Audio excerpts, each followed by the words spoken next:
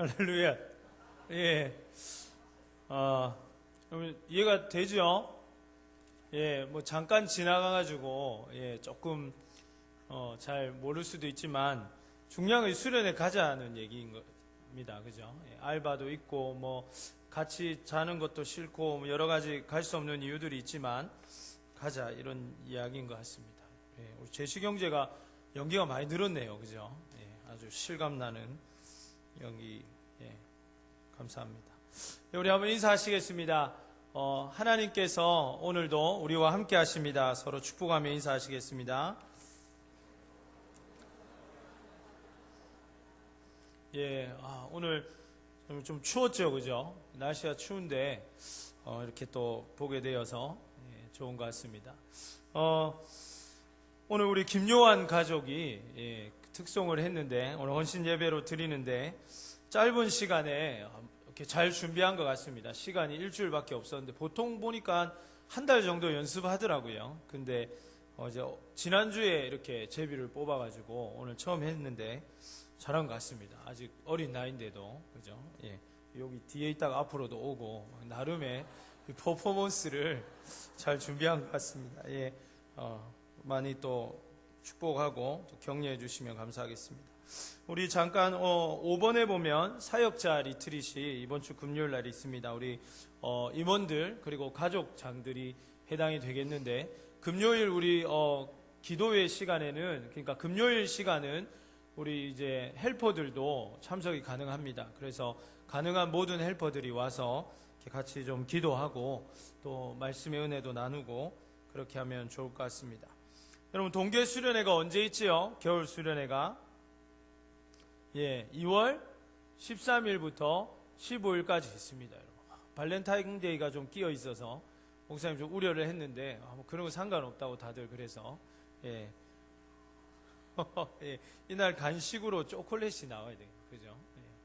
그래서 우리 2월 13일부터 15일 또 큰 은혜가 준비되어 있습니다, 여러분. 그래서 시간을 많이 비우고 함께 할 수 있으면 좋을 것 같습니다. 예, 오늘 말씀을 나눌 텐데 우리 한 번 더 인사하겠습니다. 올 한 해 하나님의 풍성한 은혜가 있기를 축복합니다. 우리 서로 축복하겠습니다. 예. 안 하는 사람이 있네. 보니까. 예. 안 하는 사람이 한 4명 정도 있습니다, 여러분. 다시 한번 우리 뒤로도, 앞뒤로 돌아보면서 하나님 은혜가 풍성하시기를 축복합니다. 한 번 더 인사하겠습니다. 예. 얼마나 좋습니까? 이렇게 서로 인사도 하고, 아는 체도 하고, 예. 그래도 일주일에 한 번 만나는데 우리가 대부분이, 예. 반갑고 좋은 것 같습니다. 예. 여러분이 뭔가를 맛보아서 안다는 것은 굉장히 의미가 있고 중요한 것 같습니다. 제 인생에 뭐 짧은 인생이지만 살아오면서 2가지 제가 잊을 수 없는 맛이 있는데, 하나는 이제 제가 저기 서울에 있을 때 농림부 차관 되시는 분의 가정에서 그 새로운 이제 한우 품종이 개발됐다 해가지고 등급도 없는, 예, 아주 막 안내 책자만 진짜 이만한 카탈로그 있던데 그게 있어가지고 저보고 또 한번 먹어보라고 이렇게 제가 초대를 받아가지고 그 쇠고기를 한번 먹어본 적이 있습니다. 제가 볼 때 A 한 3 플러스 정도 되는, 예, 그런 고기인데 입에 넣는 순간에 그냥 종이장 사라지듯이 싹 사라지는, 씹을 것이 없는 그런 이제 한우를 제가 맛본 적이 있습니다. 그리고 또 하나 이제 잊을 수 없는 것이 송이버섯이라는 것인데, 자연산 송이버섯을 저희 어머니가 벌초 가셨다가 이게 그 산소 옆에 이렇게 있는 걸 보시고 따오셔가지고 우리 가정에서 한번 먹어본 적이 있는데, 그 입안에서 가득 이렇게 싹 퍼지는 그 솔향, 예? 이거 맛보지 않고는 도무지 설명할 수 없는 그런 맛이었습니다. 맛보지 않았다면 아무도 이해할 수 없는, 그냥 설명만으로는 느낄 수 없는 것, 그것이 어떻게 보면 맛이 가지고 있는 묘미가 아닌가 하는 생각이 듭니다. 마찬가지로 우리의 삶에서 이 맛본다는 것, 무엇을 경험한다는 것, 그래서 알게 되는 것은 설명하는 것과 보는 것과는 다른, 또 다른 아주 중요한 의미를 우리에게 주곤 합니다. 이제 우리 또 혜니 자매가 지난주에 이제 체코 맞나요? 예, 그래서 무사히 돌아왔는데 그런 나라에 가본 경험이라든지 제가 이제 오늘 통화를 했는데 너무 막 경험할 수 없는 좋은 것을 많이 경험하고 돌아왔다고 그렇게 이야기들을 하더라고요. 뭔가를 경험한다는 참 중요한 것 같습니다. 근데 우리 주변에 보면 꼭 이런 사람이 있어요. 어떤 사람이 막 미국 얘기가 나오니까 막 눈이 막 커다래지고 막 신이 나가지고 미국은 밤늦게 돌아다니면 안 된다고, 미국의 그 지역은 막 아주 우범지대라고 막 열변을 토하고 이래가지고 너무 잘 알아가지고 아유 어떻게 미국 언제 갔다 와봤습니까? 이렇게 물어보니까 아니 내가 갔다 온 건 아닌데 갔다 온 사람이 그렇게 얘기를 하더라고. 그렇게 이야기를 하는 사람들이 있죠. 내가 누구한테 들어보니까 미국은 그런 나라더라고 이렇게 이야기하는 사람들이 우리 주변에 꼭 있습니다. 마치 자기가 경험하지도 않아놓고 남에게 들어놓고는 그것을 경험한 양 아주 이렇게 열변을 토하고 뭔가 아는 것처럼 이야기하지만 실상은 그것을 전혀 경험해보지 못한 그냥 들어서 아는 그러한 사람들이 우리의 주변에 있는 것입니다. 그런데 안타깝게도 신앙생활을 이렇게 하는 사람들이 있는 것 같습니다. 우리 목사님이 얘기하는데 하나님은 좋은 분이랍니다. 우리 어머니가 얘기하는데 하나님은 신실한 분이시랍니다. 우리 선배가 이야기하는데, 우리 가족장이 얘기하는데, 우리 부장집사님께서 그러시는데 하나님은 너무나도 좋으신 분이랍니다 라고 이야기하는 그런 사람들이 있다는 것이죠. 그러나 이것은 얼마나 불행합니까? 우리의 인생에 A3 플러스 1등급 한우 안 먹어도 괜찮고 자연산 송이 맛보지 않아도 괜찮습니다. 그리고 우리가 인생에 중요한 경험들이 많으면 많을수록 좋지만 그러나 행여나 우리가 그러한 좋은 경험을 다소 못 해봐도 괜찮습니다. 그러나 정말 중요한 것이 있는데 그것은 여호와의 선하심을 맛보아 아는 것인 줄로 믿습니다. 남에게 들을 것이 따로 있지 하나님의 선하심, 여호와의 선하심, 하나님이 우리와 함께 하시는 이러한 경험들은 남을 통해서 들을 이야기가 아니라는 것이죠. 이러한 이야기를 목사님 통해서 여러분의 주변의 신앙의 선배들을 통해서 듣는 것에는 한계가 있는 것입니다. 그래서 오늘 본문의 말씀은 우리에게 하나님을 직접 경험하여 그분의 선하심을 알아야 한다고 우리에게 이야기해 주는 것입니다. 사랑하는 여러분, 청년의 때에 우리가 가장 알아야 되고 가장 경험해야 될 것이 무엇입니까? 청년은 많은 것을 경험해야 되는 나이입니다. 경험만큼 소중한 것이 청년의 때에 없는데, 그러나 정말 우리가 경험해야 하는 것은 하나님의 선하심을 맛보아 아는 경험인 줄로 믿습니다. 그분이 절대적으로 선하시다는 것을 여러분이 직접 경험해서 알아야 하는 것입니다. 그분이 우리의 삶의 모든 기준이 되시고 그분이 우리의 삶에서 중심이 되시는 것을 경험을 통해서 아는 것이 너무나도 중요하다는 것입니다. 언제까지 부모님이 가라고 해서 신앙생활 할 수 있겠습니까? 이제 여러분 다 커가지고 그러한 것 통하지 않는 나이지 않습니까? 이제 여러분들은 스스로가 하나님을 왜 예배해야 하는지, 우리가 왜 전도해야 하는지, 우리가 왜 하나님의 뜻대로 살아야 되는지를 알아야 되고 그것에 대해서 내 스스로가 누군가에게 당당하게 말할 수 있는 그러한 사람들이 되어야 한다는 것입니다. 그러므로 오늘 본문의 말씀을 통해서 여호와의 선하심을 맛보아 알기로 결단하시고 그 선하심을 채워가시는 여러분의 삶이 되기를 간절히 소원합니다. 그래서 오늘 본문의 말씀에 보니까 첫 번째, 그에게 피하는 자가 복이 있다고 말씀을 하고 있습니다. 사랑하는 여러분, 피한다는 단어가 어떻게 들리십니까? 우리가 인생에는 이렇게 당당히 맞서 싸워야 되죠. 그죠? 피하는 건 좋은 게 아닙니다. 도망하는 것은 좋은 게 아닌데 오늘 본문의 시편 기자는 우리에게 피하는 자가 복이 있다고 이야기를 합니다. 의미가 있는 얘기겠죠. 우리가 이 말씀을 제대로 이해하기 위해서는 두 가지를 먼저 생각을 해봐야 하는데, 첫 번째는 복이 의미하는 단어입니다. 오늘 본문이 그리고 성경이 얘기하는 복이 무엇인가를 우리가 이해할 필요가 있다는 것입니다. 두 번째는 무엇입니까? 피한다는 의미를 우리가 정확하게 아는 것이 중요할 것 같습니다. 많은 사람들이 복이라는 것이 돈 벌고 성공하는 것이라고 생각하는 것 같습니다. 제가 어떤 집사님께 들은 이야기인데 자신의 자녀가 이렇게 고등학생 때 이런 질문을 했다고 합니다. 엄마, 우리 반에 어떤 친구가 있는데 이제 초등학교 때부터 쭉 같이 자라온 친구인데 그 아버지가 장로님이 되셨는데 시간이 지나도 더 이렇게 좋아지고 뭐 더 이렇게 잘 돼야 되는데 엄마, 왜 그렇게 신실하게 예배하시고 교회 봉사하시고 섬기시는데도 오히려 이렇게 아파트 평수가 줄어들고 물질적으로 어려움을 당하냐고 그렇게 질문을 했다는 것입니다. 여러분, 왜 이런 일이 일어날까요? 저는 모르겠습니다만 제가 분명하게 이야기할 수 있는 것은 그것은 복을 잘못 알고 있다는 것입니다. 하나님이 언제 우리에게 큰 평수 주신다고 복을 정의하셨습니까? 하나님께서 언제 우리가 물질의 형통만이 복이라고 우리에게 말씀해 주셨습니까? 만약 이러한 것이 복이라면 세상적으로 명예가 더 높아지고 세상적으로 더 큰 자리에 오르게 되고 세상적으로 더 존경을 얻는 것만이 복이라면 이 세상에서 가장 불행한 사람은 사도 바울입니다. 명문대를 졸업하고 많은 권력을 가지고 있고 어떤 것도 해낼 수 있는 정치력과 인맥을 가지고 있지만 형장의 이슬로 사라진 그런 비참한 인생이 바울의 인생 아니겠습니까? 그러나 그러한 기준이 아니라 하나님 안에 가장 복된 삶은 주님과 동행하는 것임을 믿으시기를 바랍니다. 성경이 말하는 복이 뭐라고요? 하나님과 동행하는 것입니다. 여러분의 물질이, 여러분의 성공이, 여러분이 생각할 때 여러분이 아주 좋은 학교에 들어가고 좋은 직장에 가고 좋은 자리에 오르고 여러분의 명예가 더 이렇게 올라간다 할지라도 여러분이 어느 순간 여러분을 돌아볼 때 내가 하나님과 점점 더 멀어지고 있으면 그건 복이 아니라는 것입니다.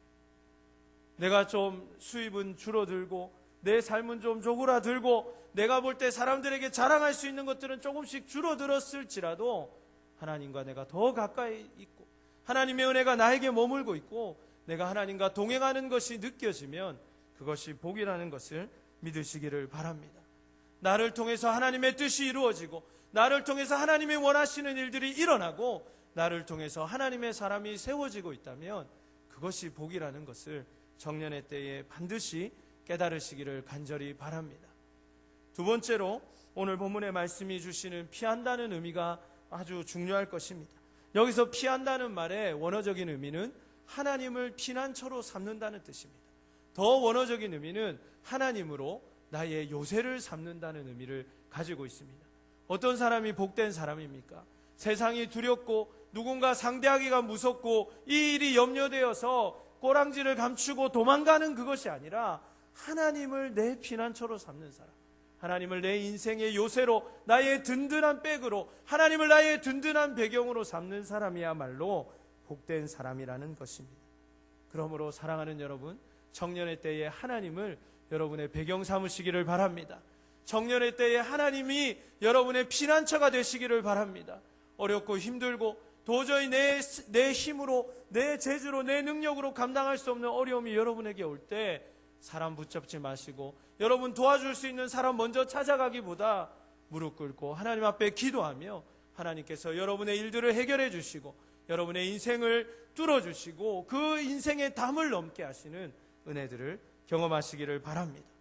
그러므로 주님을 여러분의 요새로 삼는 사람, 나의 삶에 주님을 피난처로 삼을 수 있는 그 사람이 반드시 여호와의 선하심을 맛보게 될 것이고 그 사람이 진짜 복을 얻게 되는 것입니다. 다윗의 삶이 그렇지 않았습니까? 오늘 본문은 다윗이 기록한 시인데 그는 자신의 인생에서 죽을 고비를 여러 번 넘긴 사람입니다. 억울한 일도 많이 당했고 또 자신의 가장 사랑하는 아들로부터 반역을 당해서 그렇게 궁에서 쫓겨나기도 한 그러한 인생의 굴곡을 살았던 그러한 사람이었습니다. 그러나 다윗은 그의 전투력을 이용하지 않았습니다. 다윗은 용사 중에 용사고 싸움하면 이스라엘에서 다윗을 당해낼 자가 없었지만 그리고 다윗과 함께하는 3명의 큰 용사와 30명의 여러 명의 두목들이 있었기 때문에 그는 누구와 싸워도 절대로 지지 않을 수 있는 그러한 사람이었고 그에게는 인맥이 있었고 그에게는 정치력이 있었고 그에게는 탁월한 가마력이 있었음에도 불구하고 그는 단 한 번도 자신의 위기에 그러한 자신의 능력이나 자신의 달란트를 활용한 적이 없었습니다. 그는 단 한 번도 자신의 위기에서 그러한 것을 사용하거나 신뢰한 적이 없다는 것을 말씀을 통해서 우리는 볼 수가 있습니다. 그것으로 싸우려고 하지 않았고 그것으로 위기를 모면하려고 하지도 않았습니다. 오히려 그러한 유혹이 있을 때마다 그는 그러한 것을 버리고 여호와의 기름 부으신 자를 내가 내 손으로 해할 수 없다면서 끝까지 하나님의 때에 하나님의 방법을 기다렸던 사람이라는 것을 우리는 잘 알고 있습니다. 자신의 생명이 걸려있고 목숨이 내 목이 그냥 당장 날아갈 수 있는 그 상황에서도 끝까지 하나님을 의지하고 자신의 기술과 자신의 능력을 활용하지 않았던 사람입니다. 그가 그렇게 할 수 있었던 이유가 무엇이겠습니까? 그건 그가 경험한 것이 있기 때문이죠. 그것은 그가 아는 것이 있었기 때문입니다. 오늘 본문의 말씀에 보니까 그가 하나님을 이렇게 경외할 때 하나님께서 부족함이 없도록 그를 인도하시는 것을 경험하였기 때문입니다. 오늘 본문의 말씀을 보시면 하나님을 경외하는 자, 그에게는 부족함이 없다고 이야기를 하는 것입니다. 오늘 본문의 말씀의 의미들을 우리가 좀 살펴보는 것이 굉장히 중요한데, 첫 번째는 부족함이 없다는 의미입니다. 이 다윗이라는 사람이 쓴 시 중에 여러분이 제일 잘 아는 시가 시편 몇 편인가요? 시편 23편이죠. 여호와는 나의 목자시니 내게 뭐가 없다고요? 부족함이 없다고 그는 고백합니다. 그렇죠, 여러분. 그냥 생각해 보면 이스라엘 왕이고 가장 부강했을 때의 왕이고 자기 한마디면 천하가 다 움직이는데 뭐가 부족함이 있겠냐고 그렇게 생각할 수도 있지만, 여러분이 생각하는 것처럼 다윗의 인생은 결코 녹록지 않았습니다. 아까 제가 이야기한 것처럼 다윗은 하나님 앞에 왕이 되겠다고 기름 부으심을 받은 이후에도 수년 동안이나 생명을 부지하지 못해가지고 도망다니고, 그렇게 많은 사람들과 함께 그 성경에 보면 잡류라고 표현되어 있는데 인생의 가장 밑바닥에 있는 사람들과 수년 동안 쫓기는 삶을 살았던 사람입니다. 자신의 가장 사랑하고 아끼는 두 아들이 서로의 목숨을 뺏고 빼앗으며 자기 아들로부터 쫓겨서 왕의 자리에 이렇게 다시 복귀하는 그러한 일도 그가 경험하였고, 그는 인생에서 자신의 가장 사랑하는 충직한 부하를 자신의 탐욕 때문에 스스로 이렇게 생명을 잃도록 유도하는 그러한 죄도 지었던 사람입니다. 이제 2월 달부터 다윗의 삶에 대해서 크게 여러분과 몇 가지 시리즈로 말씀을 나누려고 하는데, 그때 더 자세하게 다루게 되겠지만, 다윗의 삶처럼 처참하고 다윗의 삶처럼 굴곡이 심한 삶도 없을 정도로 그의 삶은 많은 위기와 어려움과 고통으로 가득한 삶이었습니다. 그런 그가 부족함이 없다고 이야기할 수 있는 비결이 뭐겠습니까? 부족함이 없다라는 말의 원어적인 의미는 더 원하는 것이 없다는 말입니다. 좀 더 원어적인 표현은 더 바랄 것이 없다는 말이죠. 요즘 말로 바꾸면 다윗은 바랄 것이 없는 사람이었습니다. 그러나 그는 사실 많은 것을 바라야 하는 사람입니다. 시편을 읽어보십시오. 주님, 어느 때까지입니까? 어느 때까지 하나님 얼굴을 숨기시겠습니까? 속히 나를 도우소서. 이런 고백들이 얼마나 많이 있습니까? 바랄 것이 너무나도 많았던 사람이지. 사랑하는 여러분, 여러분의 삶은 어떻습니까? 여러분의 삶은 바랄 것이 없습니까? 그렇지 않겠죠. 저도 마찬가지고 여러분도 마찬가지고 바랄 것이 얼마나 많습니까? 정말 이 어려움을 좀 이겼으면 하는, 뚫어냈으면 하는 바람이 있고, 이제 올해는 좀 더 공부를 잘하고, 제가 이제 여러분 기도 제목 그 전을 쓴 거를 다 일일이 읽어보고 거기에 제가 피드백도 다 달았는데, 여러분 대부분 한 해 기도 제목이 자격증, 또 시험 뭐 이런 이야기들이 있더라고요. 이번 1월 25일 날 시험 치는 자매도 있고 그렇던데, 여러분 다 그러한 것들을 이루고 싶은 바람들이 여러분에게 있을 것입니다. 갖고 싶은 것도 있고요, 또 가지고 싶은 것도 있고, 되고 싶은 일들도 있고, 되어졌으면 하는 상황들도 있고, 얼마나 많은 바람들이 있습니까? 아마 쏟아낼 수 있을 만큼의 많은 바람이 여러분들에게도 있을 것입니다. 그러면 이 말은 도대체 어떤 의미가 되는 것입니까? 여기서 바랄 것이 없다는 것은 하나님에 대한 전적인 신뢰를 의미한다는 것을 믿으시기를 바랍니다. 다윗이 자신의 인생을 살아보니까 자신에게 지금 없는 것, 자신에게 있지 않는 것이 자신에게 없어도 되거나 있어서는 안 되는 것이라는 것을 깨닫게 되었다는 것입니다. 저는 이제 어렸을 때 저희 아버지가 사업을 실패하시면서 굉장히 어렵게 경제적으로 자랐습니다. 대학생활도 굉장히 제가 어렵게 보냈는데, 제 삶을 돌아보면 대학원은커녕 이 대학교도 나올 수 없을 만큼 물질적으로 사실은 어려운 삶을 살았습니다. 그래서 제가 대학생 때 생각하면서 제 마음속에 나는 항상 재정이 없어. 나는 항상 물질이 없어. 그래서 내가 이 일을 할 수 없어. 저 일은 할 수 없어 라고 생각했을 때가 있었습니다. 그런데 제가 대학 생활을 이렇게 지내면서 또 한 해는 등록금이 없어가지고 제가 1년을 휴학한 적도 있습니다. 그랬는데 그런 과정들을 겪으면서 내가 물질이 없어서 이런 걸 할 수가 없다. 내가 이런 어떤 환경의 문제 때문에 이것이 나에게 이루어지지 않는다라고 생각한 적이 있는데 어느 날 하나님께서 저에게 그런 말씀을 하시는 것을 깨닫게 됐습니다. 네가 정말 돈이 없어서 그것을 못했느냐? 네가 정말 인맥이 없어서 그 일을 이루지 못했느냐? 네가 정말 지혜가 없어서 그것을 하지 못했느냐? 하나님 물어보시더라고요. 그래서 제가 그렇지 않습니까 하나님? 제가 그렇게 기도 중에 하나님께 반응을 하니까 하나님께서 그렇지 않다고 말씀하시면서 제 삶의 여러 가지들을 생각나게 하셨습니다.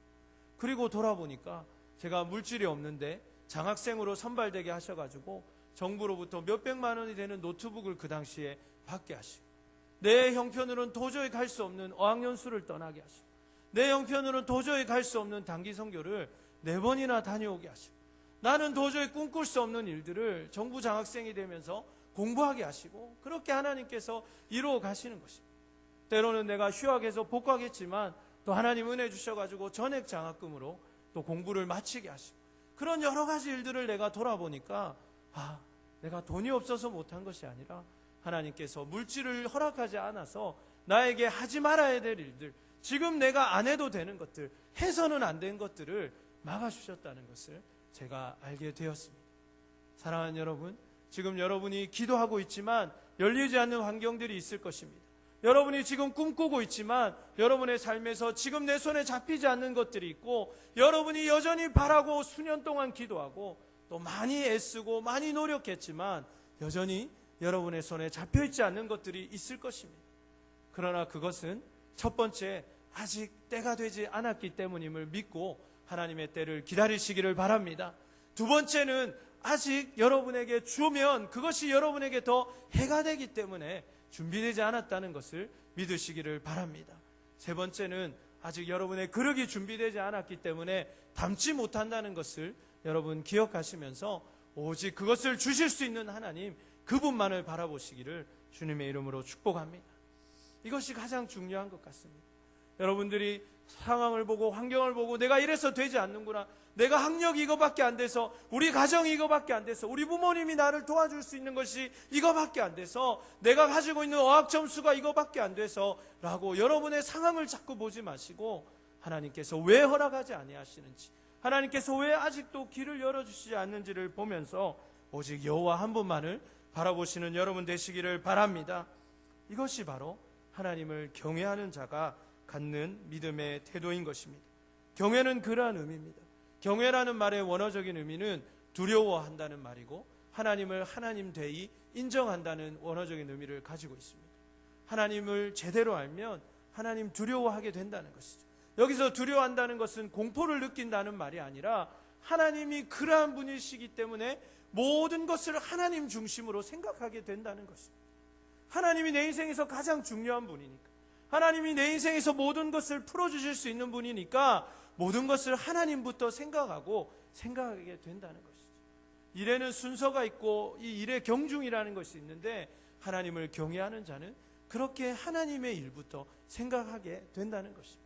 그리고 또 다른 원어적인 의미는 하나님을 그래서 예배하는 의미가 있는 것입니다. 사랑하는 여러분, 예배가 하나님을 두려워하는 것임을 믿으시기를 바랍니다. 예배가 하나님을 두려워하는 것이고, 예배하는 여러분에게 좋은 것으로 부족함이 없게 하시는 하나님의 은혜가 있다는 것을 깨달으시기를 바랍니다. 그러므로 예배는 두려움입니다. 즉 하나님께 압도당하는 것이 예배라는 것이죠. 예배에서 영광이라는 단어는 쉐카이나나 카도시라는 단어로 쓸 수가 있는데, 이거는 둘 다 영광의 무게입니다. 우리의 몸이 버틸 수 없을 만큼, 하나님의 임재가 우리에게 올 때 그 중압감에 내가 몸을 버틸 수 없을 만큼의 중압감이 예배 가운데 있다는 것이죠. 나의 인생의 모든 생각을 내려놓을 수밖에 없고, 내 고집을 꺾을 수밖에 없고, 하나님 앞에 무릎 꿇을 수밖에 없는 그 영광이 예배 가운데 있다는 것입니다. 단순히 큰 소리로 찬양하고 화려한 조명으로 채워지고 우리가 그냥 축제같이 한번 즐기다가 가는 시간이 아니라는 것입니다. 하나님의 말씀이 내 마음을 뒤흔들어 놓고 내 삶의 모든 계획을 때로는 백지화시켜버리고 하나님 앞에 무릎 꿇을 수밖에 없는 그 임재의 영광을 누리고 그 무게에 압도당하는 것이 예배라는 것입니다. 그러므로 올 한 해 우리 청년 기도원 공동체의 예배가 더욱더 이러한 예배 되기를 간절히 소원합니다. 여러분이 이러한 마음으로 예배에 와서 여러분의 중심이 되는 예배가 아니라 하나님이 마땅히 높임을 받으시는 예배가 되기를 간절히 소원합니다. 그리고 두 번째로 우리가 하나님과 함께하는 이 한 해의 비결은 젊은 사자의 교만을 떨쳐버리는 것입니다. 오늘 본문의 말씀에 보시면은 10절에 보시면 젊은 사자는 궁핍하여 줄일지라도 라는 표현이 나옵니다. 이 표현의 원어적인 의미는 젊은 사자는 혹 약하여지고 굶게 되더라도 이런 표현입니다. 여러분, 그러나 젊은 사자가 약하여질 리가 있겠습니까? 젊은 사자가 우습게 보일 일이 있겠냐는 것이죠. 사자만큼 무섭고 사자만큼 용맹스럽고 사자만큼 당당한 것이 이 땅에 어디 있겠습니까? 그러나 혹시나 그런 사자가 약해여지고 그래서 이 밀림에서 정글에서 우스운 존재가 될지라도 그러나 하나님을 경외하고 하나님을 찾는 자들에게는 결단코 그러한 일이 일어나지 않는다는 것입니다. 그래서 우리는 이 젊은 사자의 교만을 버려야 할 것입니다. 청년의 때는 그렇지 않습니까? 아무것도 없지만 모든 것을 가진 것 같고 세상이 마치 나를 중심으로 돌아가는 것 같고 내가 그 자리에 있으면 더 잘할 것 같고 내가 그 자리에 오르기만 하면 더 많은 일을 할 수 있을 것 같고 김 부장님보다 일은 10배나 더 잘할 것 같은데 왜 회사는 나를 알아주지 않는가? 그렇게 생각하는 때가 청년의 때인데 여러분, 그런 패기를 잃지 마시기를 바랍니다. 세상은 여러분 중심대로 돌아갈 것입니다. 그러나 더 중요한 것은 우리가 젊은 사자의 교만에 너무 빠져서는 안 된다는 것입니다. 그럼 어떻게 해야 합니까?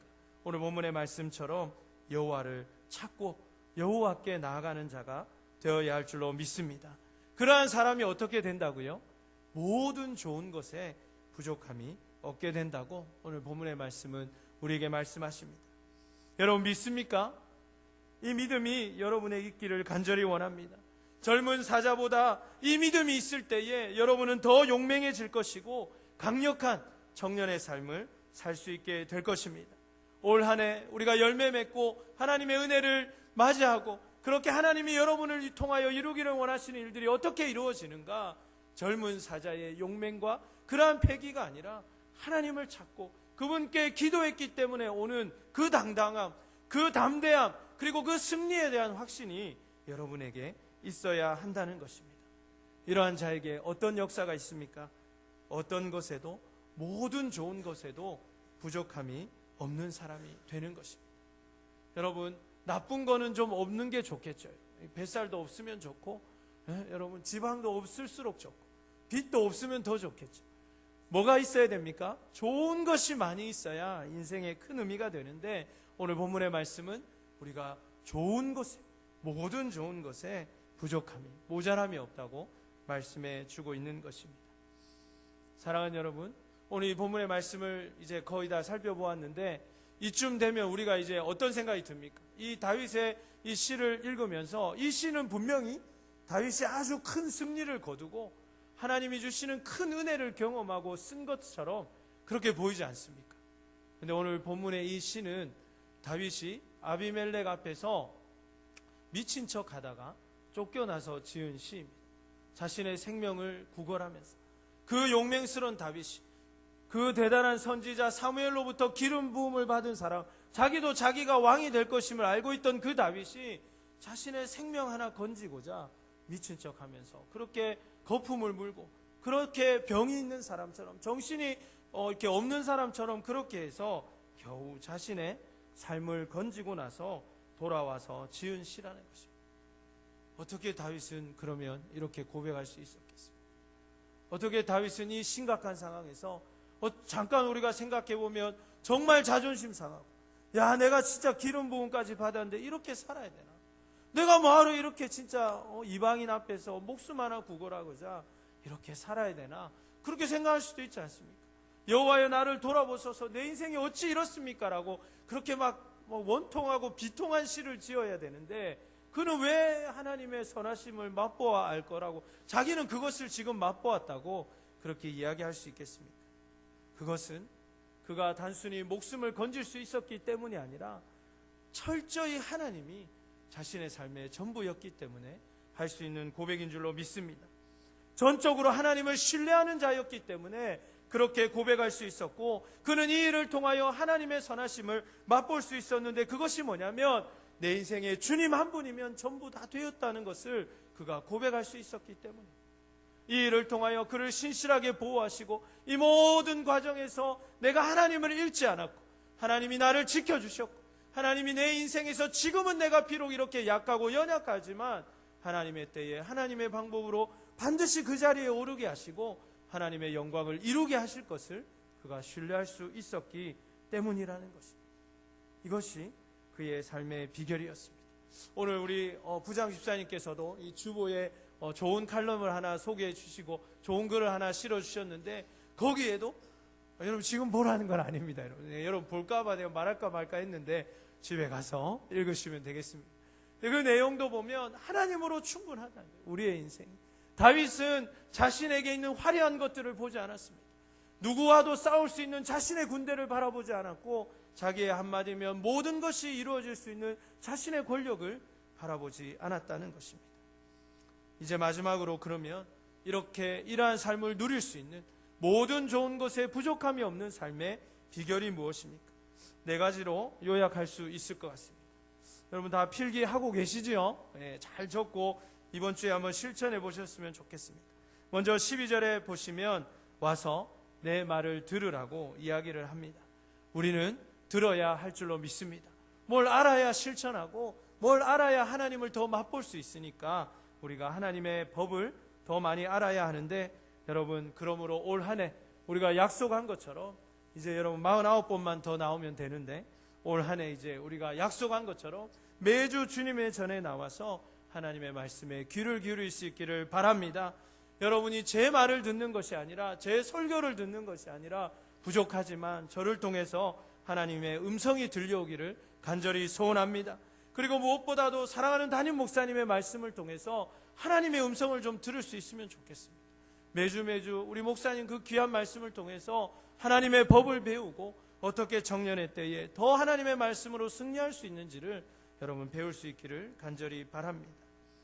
그리고 두 번째는 오늘 본문의 13절의 말씀에 우리가 혀를 잘 써야 한다고 말씀해 주시는 것을 보게 됩니다. 내 혀를 악에서 금하라는 것이죠. 이것은 무엇을 의미합니까? 첫 번째는 부정적인 말을 하지 않는 것입니다. 부정적인 말은 무엇입니까? 하나님을 신뢰하지 못하는 말이라는 것이죠. 하나님은 된다 했는데 하나님은 반드시 네가 이스라엘의 왕이 된다고 말씀하셨는데 자기가 수년 동안 살아봐야 그러한 일이 일어나지 않더라는 거예요. 그렇지만 믿음의 고백을 잃지 마시기를 바랍니다.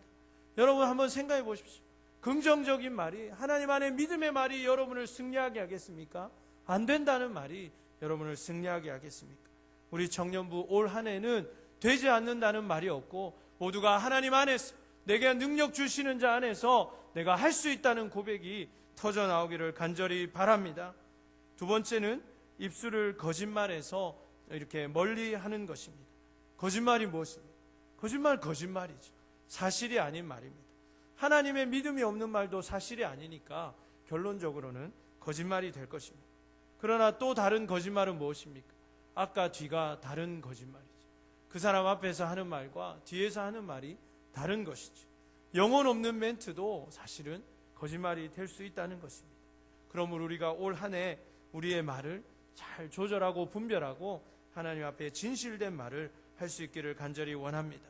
그러나 가장 큰 거짓말은 무엇이냐면 기도한 대로 살지 않는 것입니다. 가장 큰 거짓말은 내가 기도한 대로 살지 않는 것입니다. 하나님 우리 청년부가 부흥하게 해달라고 해놓고는 헌신하지 않는 것처럼 거짓말이 없을 것입니다.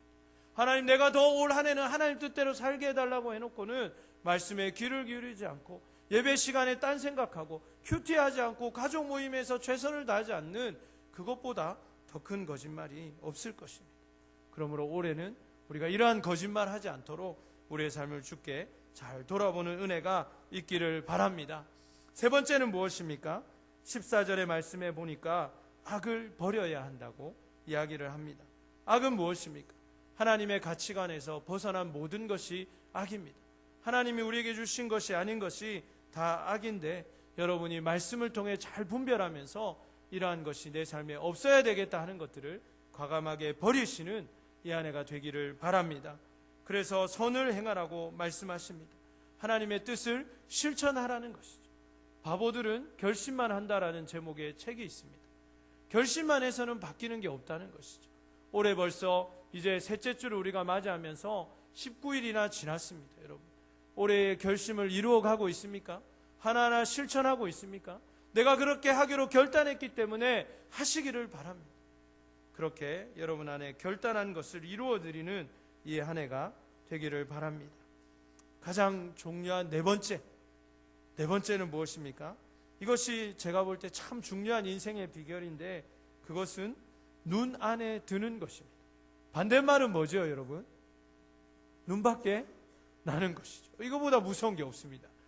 사장님 눈밖에 나는 거, 교수님 눈밖에 나는 거, 선배 눈밖에 나는 거, 이거 아주 무서운 거죠. 나 이제 자유다 이렇게 생각할 사람 아무도 없겠죠, 그죠? 이거보다 무서운 것이 없는데, 오늘 본문의 말씀에 보면은 하나님의 눈에 드는 것에 대해서 이야기를 합니다. 오늘 본문의 말씀을 보면 15절에 보면 여호와의 눈은 의인을 향하시고, 이런 말이 있는데, 우리가 하나님 안에 의로운 삶을 살 때 하나님의 뜻에 맞는, 우리는 의인이 될 수 없지만 이 말의 의미는 하나님의 뜻대로 우리가 살고자 몸부림칠 때 우리는 하나님의 눈에 들어갈 수 있다는 거예요. 하나님이 우리를 계속 바라보신다는 것입니다. 그래서 알았어, 야, 우리 누구누구에게 이게 필요하겠구나, 이걸 주시고, 야, 누구누구가 이번 주에 시험을 치는구나, 누구누구가 이번에 입대를 하는구나, 하나님 보시면서 때를 따라 돕는 은혜로 우리를 도와주실 줄로 믿습니다. 그리고 그러한 자에게 하나님은 귀를 기울이고 계신다고 말씀하고 있습니다. 여러분이 계속 말하고 막 이렇게 얘기해도 들어주지 않는다면 그거보다 비참하고 그거보다 어려운 것은 없겠죠. 그러나 여러분, 누군가 한 사람이 이 단감동 동사무소에 가가지고, 주민자치센터죠 요즘은, 가서 막 한마디 했는데 막 나와가지고 이런 불편이 있었냐고 하면서 즉시로 개선이 된다고 생각해 보십시오.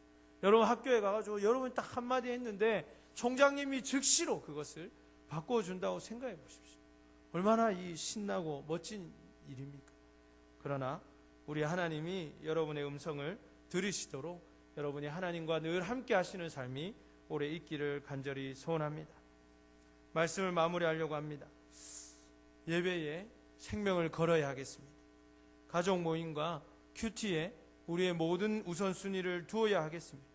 그리고 세 번째는 제가 이것을 좀 많이 강조하고 싶은데, 여러분, 기도에 우리의 모든 것을 거는 한 해가 되었으면 좋겠습니다.